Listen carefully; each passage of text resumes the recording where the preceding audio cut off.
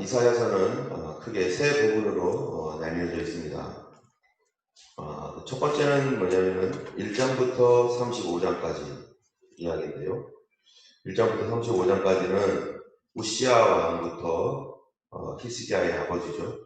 우시야 왕부터 히스기야까지 이 이스라엘의 포로와 멸망과 포로에 관한 그런 경고의 메시지, 회복의 메시지가 주로 있습니다. 두 번째는 36장부터 39장까지인데 히스기야 시대에 있었던 그 세 가지 사건에 대한 이야기하는 것이죠.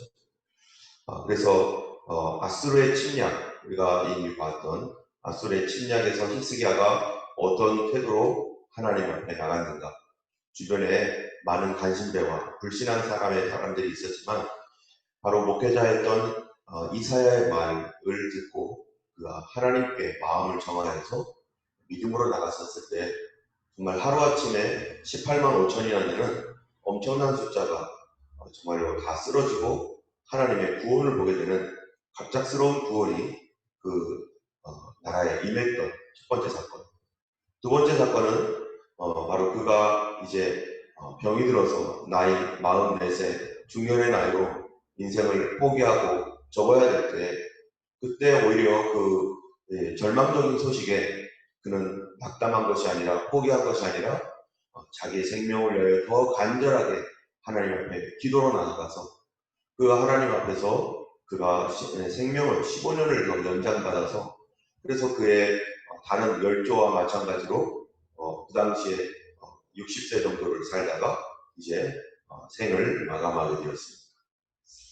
또 세 번째 사건은 우리가 어제 보지 못했지만 그가 이제 그 질병에서 고침을 받고 이제 건강하게 되었을 때 그 마음이 또 이제 자랑스러워지고 다른 사람에게 자기의 이런 간증이나 자기가 자기 나라에 대하여 자랑하고 싶었는데 그때 마침 바벨론이 이제 멀리서 사절단을 보내서 히스기야가 죽음에서 이제 다시 살아났다 하니까 저쪽 바벨론, 아직까지는 아수르의 그 그늘 아래에서 작은 나라로 있었던 바벨론입니다. 이 바벨론의 사절들이 이 히스기야에게 와가지고 어떻게 그렇게 됐냐고, 정말 대단하다고 이렇게 하면서 도대체 아수르를 어떻게 이겼는지 그들이 궁금했어요. 아시리아를 어떻게 이겼는지 정말 너무 알고 싶었어요.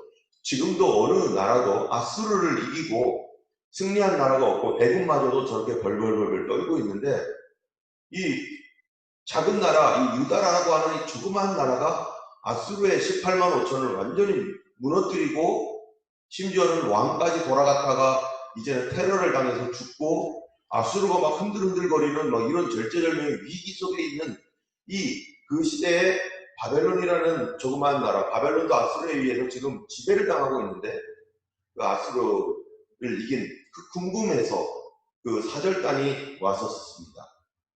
그런데 이 사절단이 와서 이제 이스라엘 이야기를 들었겠죠. 그 사람들이 뭐 믿음이 있겠어요? 아유 뭐 그냥 그러나 보다 하고 있는데 바로 이 히스기야가 이 왕궁과 법관과 군사물자 뭐 이런 것들을 자랑 삼아서 쫙 보여줍니다. 창고마다 다 열어주고 우리 이런 거 있다 저런 거 있다 쫙 보여줍니다. 여러분 사절단이 오면은 무식한 사람이 오는 겁니까? 사절단은요 그 나라의 아주 똑똑한 사람들, 그 나라를 대표하는 아주 전략가들, 그 다음에 FBI 요원, CIA 요원, 국정원 뭐 이런 데서 다 동원돼가지고 그 사절단으로 들어오는 거죠. 한번 쓱 보면은 대충 아는 사람들이죠. 그런데 그 사람들에게 나라 전체를 보여주는 거예요. 군수 창고, 무슨 무기가 있는지, 얼만큼 쌓여 있는지 이런 것들을 쫙 보여줍니다. 그러니까 하나님께서 주셨던 그 귀한 것들을 정말로 이 믿음으로 그들이 승리했고 하나님 앞에서 정말 자기들이 가지고 있는 전략이라든지 또 뭐 어떤 무기라든지 대단한 뭐 어떤 이런 것이 아니라 오직 믿음으로 승리했음에도 불구하고 히스기야가 또 마음이 교만해지고 우리가 조금만 잘 되면은 옛 생각, 옛 방식 다시 돌아가서 조금 편해지면은 이제 옛날처럼 해야겠다라고 하는 이게 돌아오는 거예요.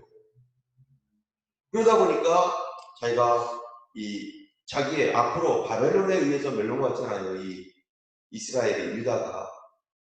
이제는 곧 바벨론이, 아수르가 무너지게 되면은 바벨론이 점점점 커지면서 전 세계를 지배하게 되는데, 유다는 지금 그거를 전혀 모르죠. 그렇지만은 바벨론이 와가지고 유다 내부를 샅샅이 보게 됩니다. 이스라엘이 어떤지 샅샅이 보게 돼요. 자기의, 여러분, 우리가 아무리 친하더라도 자기의 속을 샅샅이 드러내주고 다 드러내줄 때 어떻게 되겠어요? 나중에 이것이 약점이 되어버리는 거죠. 사람은 완벽하게 믿을 수 없는 존재입니다. 그래서 이 하나님과 나와의 비밀스러운 것들, 또 다른 사람에게는 알리면은 참 어려운 것들, 그 어려운 것들이 나 혼자 얼굴이 뭐 좀 붉어지고 이런 문제가 아니라 우리 가정이, 내 남편이, 내 아내가 나중에 문제가 해결되었을 때 그것으로 인하여 이 남편의 얼굴이 깎이고 아내의 얼굴이 깎이고 자식들의 얼굴이 깎이고 이럴 만한 그러한 그 일들, 그런 일들을 우리가 다른 사람에게 함부로 이 사람 저 사람에게 얘기할 경우에 그거 어떻게 하자는 거예요? 나 이 사람하고 완전히 이제 끝났다라고 하는 얘기밖에 되지 않는 거죠. 때문에 우리가 말을 할 때나 뭔가를 다른 사람에게 나눌 때에도 우리가 생각을 하면서 나눠야 되는 거죠. 예전에 뭐 몇 번 그런 얘기했지만 생각 없이 어떤 사람이 자기의 과거를 막 나눴다가 하나님께서 허락하지 않은 건데 그것을 나눔으로 말미암아서 자기가 치명상을 입었던 그런 일들이 있었습니다. 기도할 때도 우리가 뭔가를 나눌 때도 하나님, 내가 어디까지 사람들과 나눠야 됩니까? 어느 부분까지 사람에게 얘기를 해야 될까요? 라고 기도하고서 나눌 것들을 나눠야지, 아무런 그 제한 없이 자기 속이 답답하고 내 마음이 어떻다고 해가지고 저 사람은 내 말 다 들어주겠지, 아니 이거를 말하지 않으면 안 되겠어 하고서 막 이렇게 나눴다가 나중에 문제가 다 해결되고 잘 되었을 때 나중에 이것이 다시 자기에게로 돌아와서 또 문제를 일으키는 그런 일들이 되는 거죠. 이스라엘이 바로 이와 같은 거예요. 이스라엘이 다 열어줬어요. 이 자기를 과시하고 싶고 자기를 보여주고 싶고 하는 그런 마음 때문에 히스기야가 다 보여줬어요. 이것이 하나님의 영광을 드러내지 않은 것이고 이것이 자기 자랑하는 폭이 되어가지고 나중에 바벨론이 어떡합니까? 이미 유다가 어느 정도 군사력을 가지고 있고 어느 정도의 나라인지를 이미 싹 파악해버렸습니다.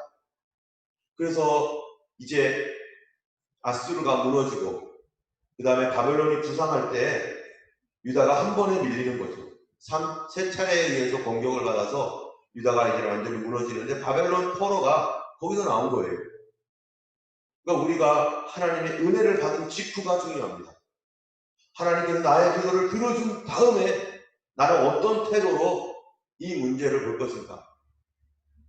하나님께서 이 골짜기, 이 고개를 싹 넘긴 뒤에 이제 됐다 하면서 옛생활로 돌아가고 옛날의 교만함, 자랑하고 싶은 마음으로 이제 괜찮다 하면서 마음 탁 놓을 때 그때 정말로 꽈당하고 넘어지는데 이 꽈당하고 넘어지는 것이 심하게 넘어진다는 거죠.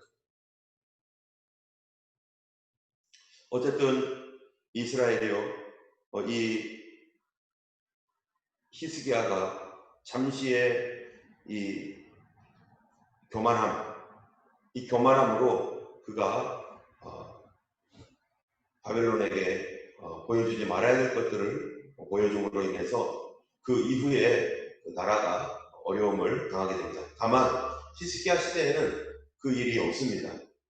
히스기야 시대가 아니라 그 이후에 자기의 아들 므낫세, 그 다음에 그 뒤로 쭉쭉 여호와긴, 그 다음에 시드기야, 이 당시로 점점점 내려가면서 이제 150년, 200년 후에 그 일의 결과가 나타나는 거죠.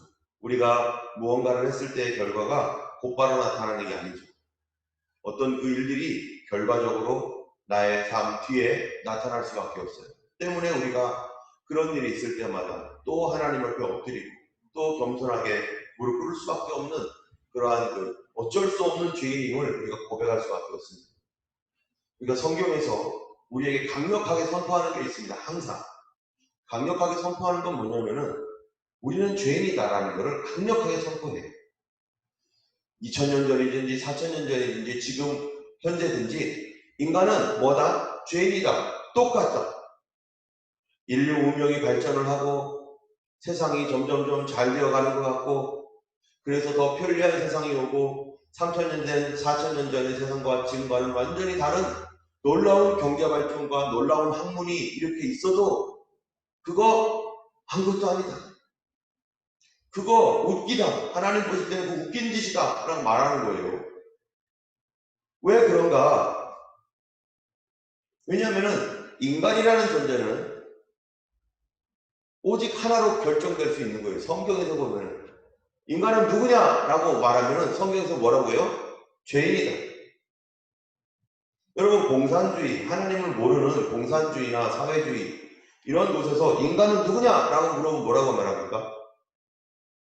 인간은 누구냐 하면요 인간은 위대하다 이렇게 얘기해요. 인간은 위대하다. 그래서 이 공산주의, 사회주의, 무신론자들은 인간은 위대하기 때문에 인간은 다 할 수 있어. 인간은 역사를 발전시킬 수 있어. 세상은 점점점 발전하게 될 거야. 누가요? 똑똑한 사람들이 세상을 발전시킨다. 여기서 말하는 인간이란 누굴까요? 그들이 말하는 인간들. 서민이라든지 뭐 공부 못한 사람 이런 사람들을 말하는 게 아니에요. 자기 당, 공산당 자기들이 위대하다는 거예요. 그래서 북한에서 노동당 하면은요, 노동당은 전지전능이에요, 이거는 또.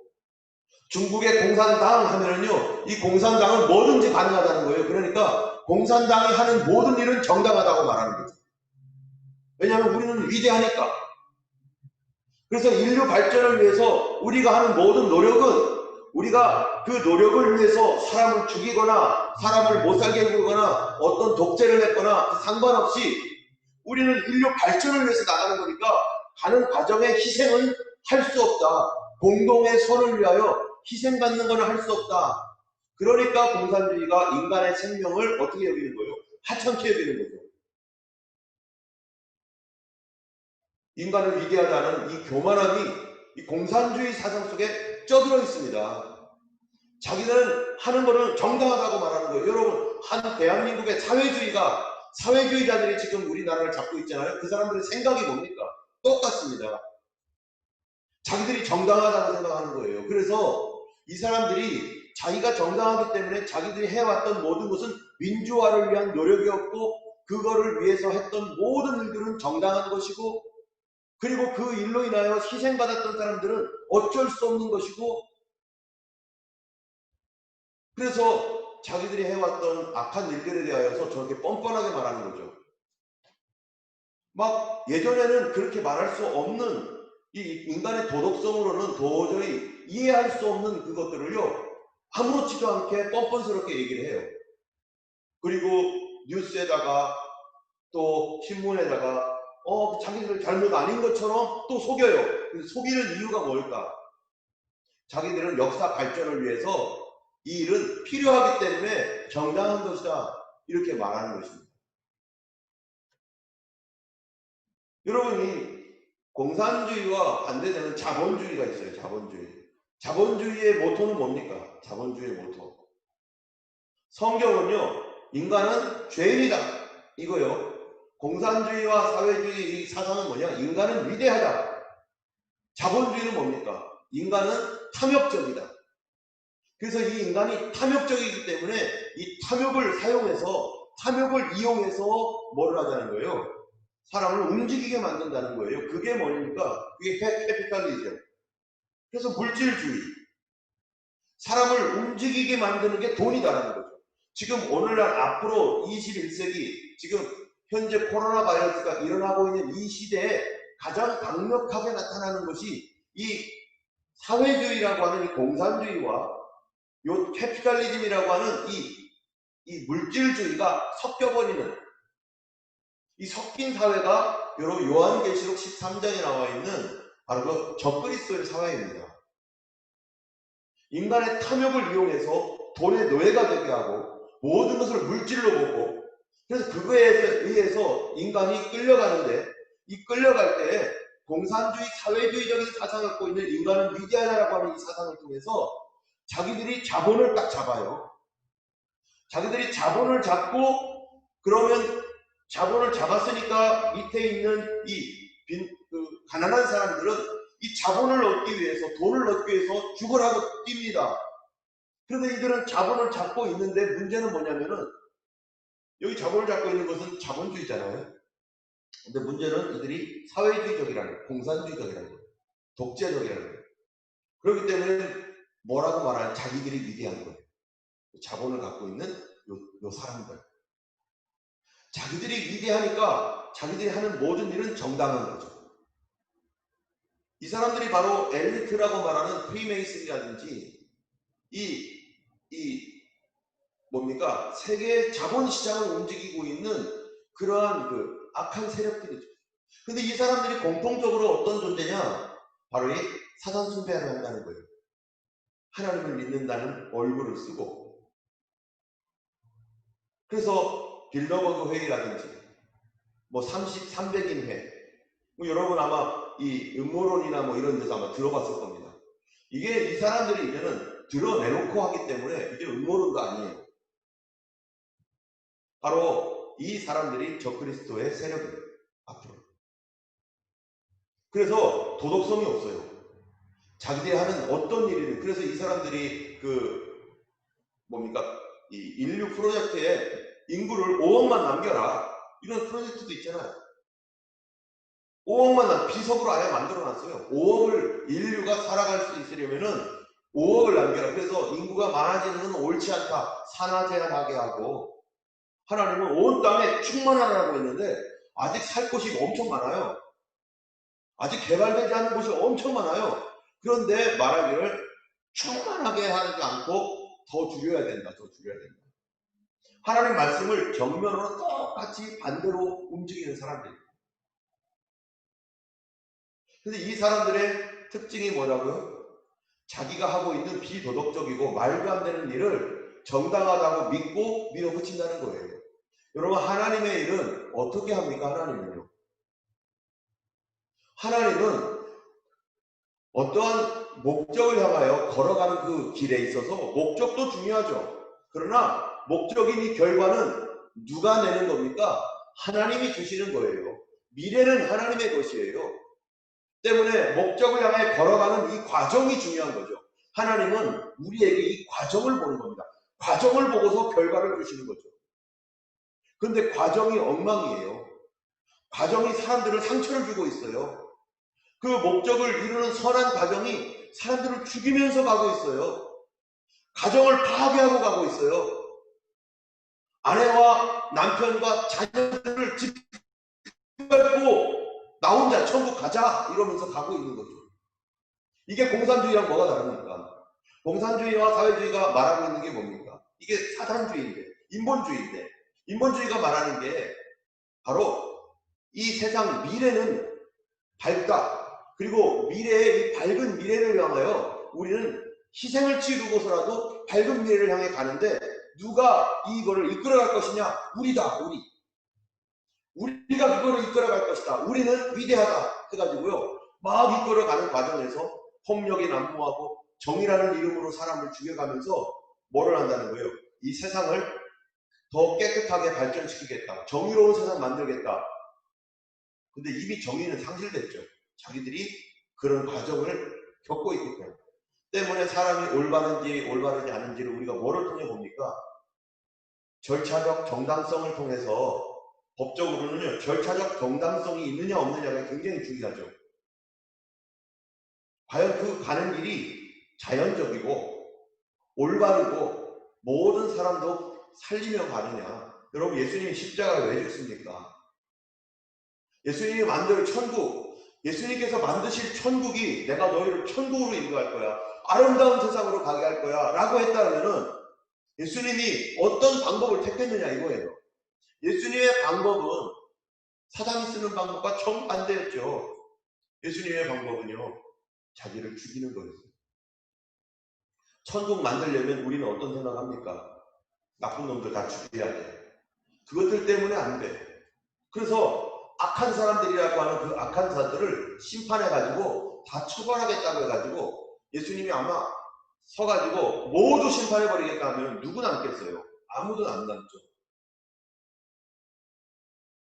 예수님은 그렇게 하지 않습니다. 하나님의 방법은 절차가 정당해요. 가는 길이 의로워요. 한 사람도 상처받거나 고통을 받거나 어려움을 겪지 않도록 예수님은 철저하게 나를 죽일지언정 다른 사람을 죽여가면서 그 목적을 이루겠다라고 한 번도 한 적이 없습니다. 예수님의 방법은 자기 것을 뺏어다가 자기 것을 주는 거예요. 자기 거를 희생해서 주는 거예요. 근데 공산주의 사회주의는요, 남의 거 뺏어다가 주려고 한다는 거죠. 이게 악한 것이죠. 더 나쁜 것이죠. 그런데 지금 그런 사람들이 세상을 점점 장악해가고 있습니다. 무엇로요? 캐피탈리즘, 자본주의로. 우리가 수요 성경 공부 때 이제 요한계시록 13장, 14장 가면은 이 두 짐승이 나오는데 그때 좀 더 자세하게 얘기하고, 그렇게 위대하다고 하는 이 사람들의 흉악한 모습이 사탄적인 모습입니다. 때문에 우리가 사람들을 분별할 때, 만날 때 어떤 목적이 정당한 목적이에요. 좋은 이유예요. 좋은 목적인데 그 목적을 이루기 위해서 거짓말을 치자는 등, 한 사람을 희생하는 건 어쩔 수 없다는 등, 우리가 가는 데 있어서 마음 아픈 사람은 어쩔 수 없으니까 우리가 놓고 저 사람을 그냥 짓밟고 가자는 등, 저 사람이 걸림이 되니까 이 사람을 무너뜨리고 무시하고 가자는 등 하면서 우리가 가는 목표가 중요하니까 그 목표를 향해 가는 희생을 어쩔 수 없어 치러야 돼, 이렇게 말하는 사람이 있다면 그건 사탄주의입니다. 하나님이 절대 기뻐하지 않는, 목적이 아무리 선해도 결과는 하나님이 주시는 것이지 내가 만드는 게 아니에요.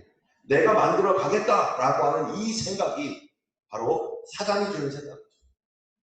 하나님 어떠신다고요? 가는 길에 아무도 상처받거나 죽거나 무너지거나 깨지지 않고 그렇게 가게 합니다. 그거를 뭐라고 말하냐면, 오늘 이사야 40장 11절을 한번 읽어보세요.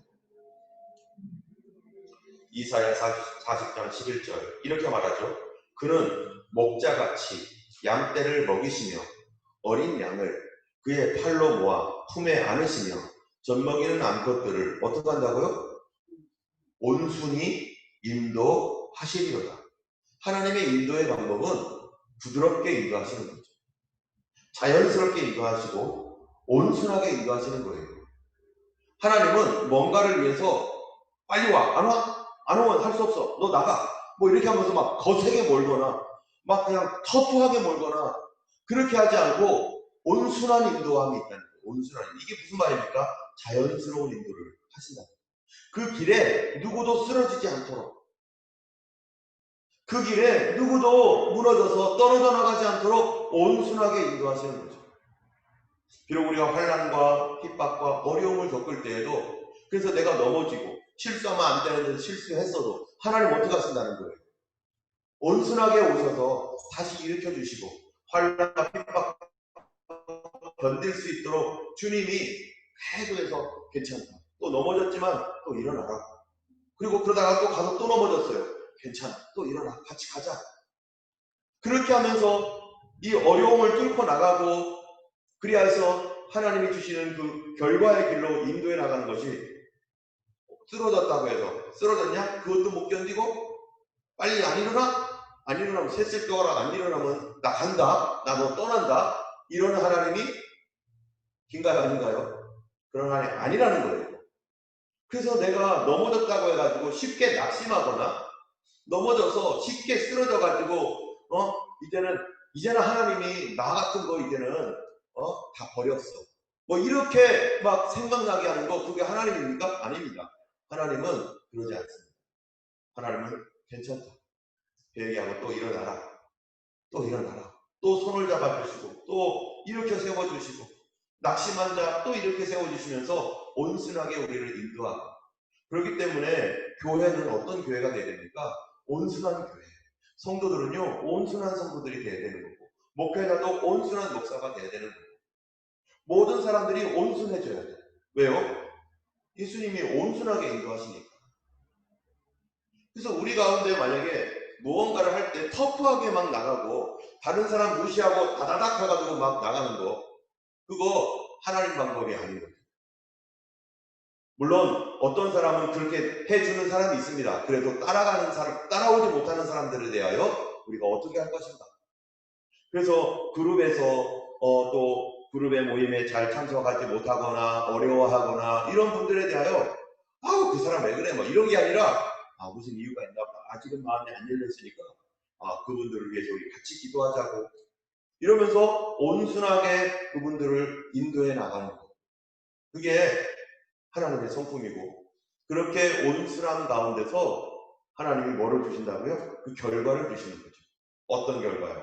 우리가 생각하지도 못했던 하나님의 나라를 우리에게 주시고 하나님의 기적과 놀라운 일들을 하나님 일으키시는 것입니다. 때문에 맨 마지막 장에 있는 맨 마지막 구절에 있는 거 여러분이 너무나 잘 아시는 말씀이죠. 우리가 좋아하는 말씀이기도 하고 27절부터 31절에 보면은 야곱아 어째 네가 말하며 이스라엘아 내가 이르기를 내 길은 여호와께 숨겨졌으며 내 생사는 내 하나님께서 벗어난다 하느냐 너는 알지 못하느냐 듣지 못하느냐 영원하신 하나님 땅끝까지 창조하시는 이는 피곤하지 않으시며 건배하지 않으시며 명철이 하는 없으시며 피곤한 자에게는 능력을 주시며 무능한 자에게는 힘을 더하시나니 하나님께서 뭐 한다고요? 피곤하지 않으시대요. 하나님께서 이 곤비하지 아니하시고 명철이 함이 없으시고 주님께서 날 볼 때 피곤해 할까요? 난 너 볼 때마다 피곤해 죽겠다. 아니 그냥 도대체 몇 번을 그렇게 해줘야 되냐. 넘어지면 또 일으켜주고 넘어지면 이제 피곤해 죽겠다. 이렇게 말하신다는 건가요? 주님은 피곤하지 않대요. 또 일어나 또 일어나 또 일어나. 하나님께서 우리 인생에 대하여 계속해서 우리를 성실하게 열심으로 우리를 인도해 가시는 하나님이십니다. 때문에 우리 하나님이 피곤하지 않기 때문에 우리도 계속 일어날 수 있는 거죠.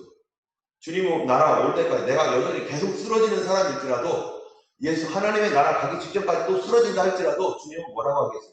또 일어나. 일어나는 사람이 의인이야. 의인은 7번 넘어져도 몇 번째 일어나요? 8번째 일어나는 사람이에요. 안 일어나면 의인이 아니라는 거죠. 일어나는 사람이 의인이에요. 하나님은 이렇게 세워주시는 분이에요. 피곤치 아니하시며 곤비하지 아니하시며 명철이 한이 없으시며 내가 넘어진 것도 어떤 경우에는 하나님께서 그거를 하나님의 지혜로 바꿔서 더 오히려 더 잘되게 하고 29절에 피곤한 자에게는 능력을 주시며 무능한 자에게는 힘을 더하시나니 하나님의 특징이 있습니다. 하나님은요 우리가 예수님을 믿을 때 자꾸 몸에 기운이 빠지거나 자꾸 인간적인 생각으로 절망되고 낙심되거나 그거는 어떻게 하는 거예요?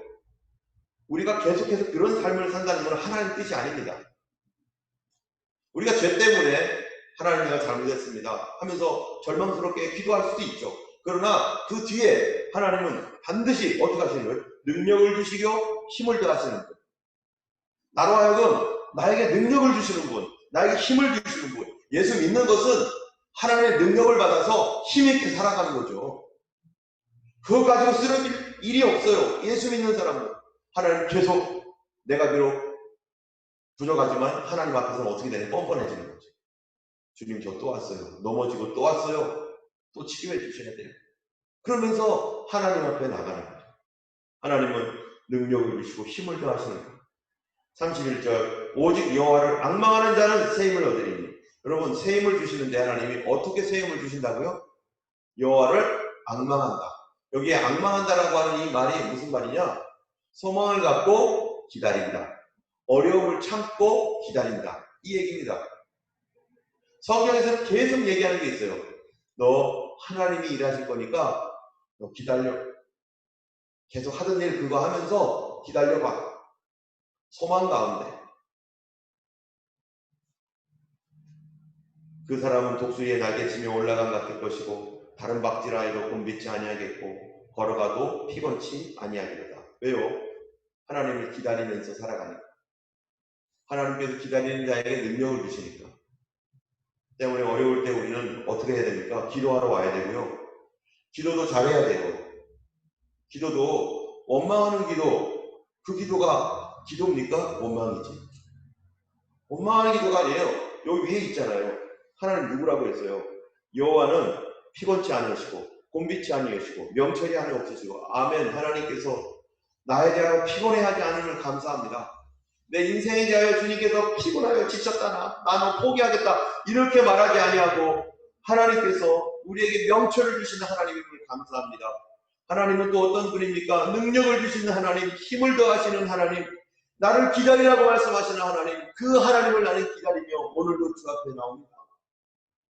하나님은 명철하신 하나님입니다. 능력 주시는 하나님입니다. 라고 그렇게 기도해야 되는 거죠. 그냥 어떻게 하면 좋겠습니까? 하나님도 능력이 없는 것처럼 하나님께서 마치 들어주지 않으려고 하는 욕심장이 어떤 아저씨처럼 그런 하나님이라고 생각하고서 열심히 그렇게 기도하면 할수록 무슨 일이 일어날까요? 절망할 수밖에 없어요. 기도 다 끝난 다음에 절망하고 일어납니다. 머리 푹 숙이고 일어납니다. 잘못 기도한 거죠. 하나님 모르고 기도한 거죠. 우리 하나님은 악망하는 자에게 책임을 주시는 하나님.